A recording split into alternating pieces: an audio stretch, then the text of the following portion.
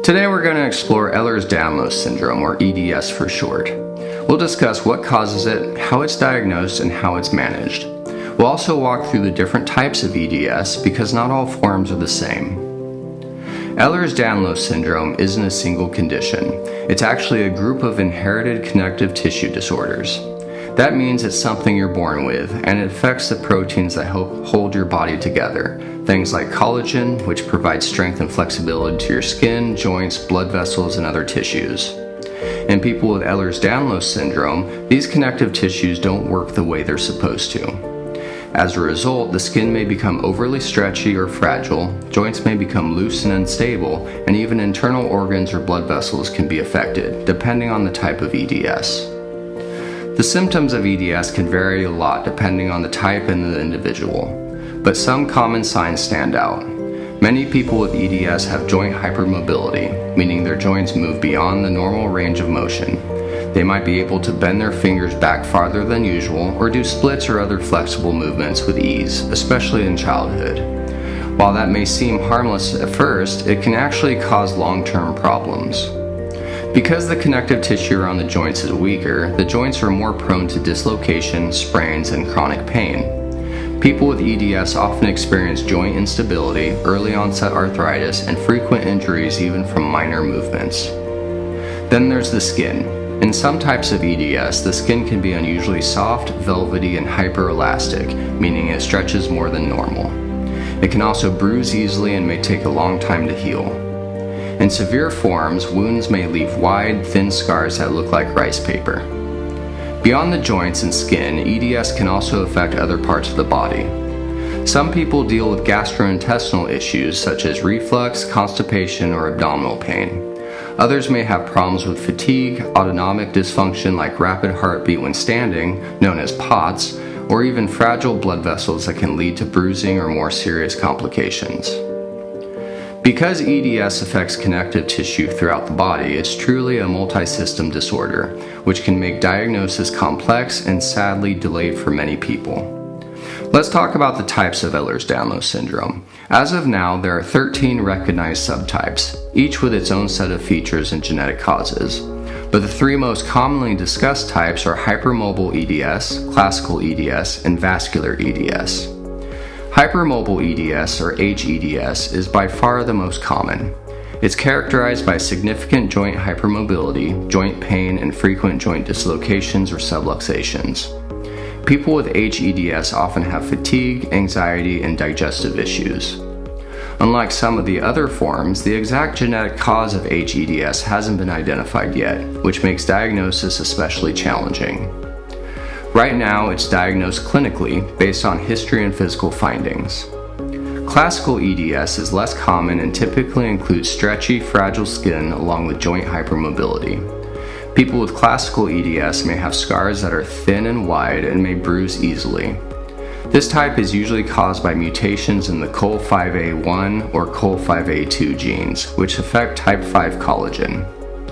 Vascular EDS is the rarest but also the most serious. It involves extremely fragile blood vessels and organs which can rupture unexpectedly.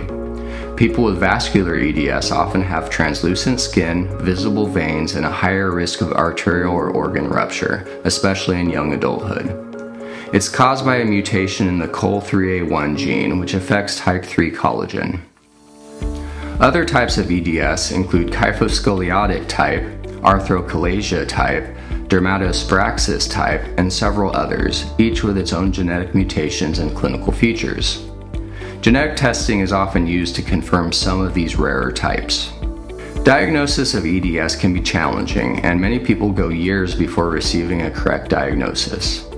For hypermobile EDS, doctors typically use a set of clinical criteria known as the Brighton score, which measures how flexible certain joints are. They also look for a history of joint-related symptoms, soft or stretchy skin, family history, and the presence of associated symptoms like chronic pain or gastrointestinal issues. For the other types of EDS, especially classical and vascular, genetic testing is often recommended. These tests can identify specific mutations in collagen-related genes. In vascular EDS, early diagnosis is especially important because of the life-threatening complications that can occur. Doctors may also order imaging tests like echocardiograms to check for issues with the heart or blood vessels, or MRI scans to evaluate joint damage. Seeing a geneticist or a rheumatologist familiar with connective tissue disorders is often helpful for making a diagnosis. It's also worth noting that misdiagnosis is unfortunately common. Many people with EDS are initially told they have growing pains, fibromyalgia, anxiety, or are simply overly flexible. That's why awareness among patients and healthcare providers is so important.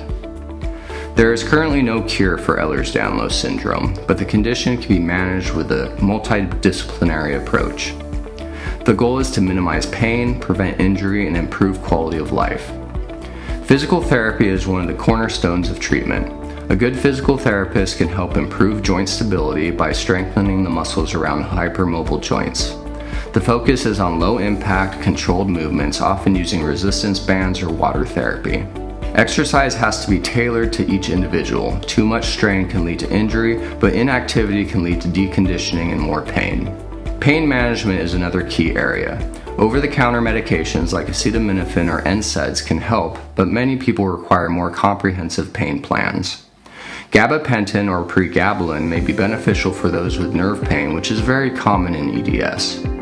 Muscle relaxers may be helpful for spasms, but should be used with caution due to the possibility of worsening joint laxity with long-term use. Tricyclic antidepressants are another good option to help with chronic pain. For joint dislocations, the goal is prevention through bracing and muscle strengthening. When dislocations do occur, they often need to be reduced carefully, and people with EDS may be taught how to do this themselves. Orthopedic surgeons are sometimes consulted, but surgery is approached with caution in EDS patients because of poor wound healing and tissue fragility. Occupational therapy can be helpful for adapting daily activities, managing fatigue, and choosing supportive tools to protect the joints. Energy conservation techniques can also make a big difference in day-to-day function. Because EDS affects so many systems, patients often work with a team of healthcare providers. This may include cardiologists, gastroenterologists, dermatologists, geneticists, and mental health professionals. Each plays a role in managing different aspects of the condition. Mental health support is incredibly important. Chronic illness, unpredictable pain, and delayed diagnosis can all take a toll on emotional well-being. Conditions like anxiety, depression, and trauma are common among people with EDS. Therapy, support groups, and sometimes medication can help with these challenges. I just want to take a moment to ask that you hit that like button and subscribe to my channel. Leave a comment below if you have any questions or topics you want covered in future videos. Anyway, people with vascular EDS require special monitoring due to the risk of arterial rupture. They're usually followed closely with imaging studies and advised to avoid contact sports, heavy lifting, or anything that could increase strain on blood vessels. In some cases, medications like beta blockers are used to reduce blood pressure and decrease the risk of rupture. Managing skin and wound care is another consideration. Since the skin can be fragile and heal poorly, even minor injuries should be treated carefully. Using gentle adhesives and reducing skin tension as well as minimizing skin trauma can help. Making sure the skin is regularly moisturized can promote overall skin health. There's also an important role for education, both for patients and the people around them. Understanding your own condition can help you advocate for the care you need. It also helps family, teachers, and employers better understand how to support someone with EDS. Living with Ehlers Danlos Syndrome can be incredibly challenging. The pain, fatigue, and unpredictability of symptoms can affect school, work, relationships, and mental health. But a proper diagnosis, compassionate care, and personalized management can make a world of difference. If you think you might have EDS or you've been struggling with unexplained joint pain, dislocations, or stretchy skin, see your doctor to start an evaluation. Early diagnosis can improve quality of life and reduce long-term complications. Thank you for watching. As always, take care of yourself and make the most of your day.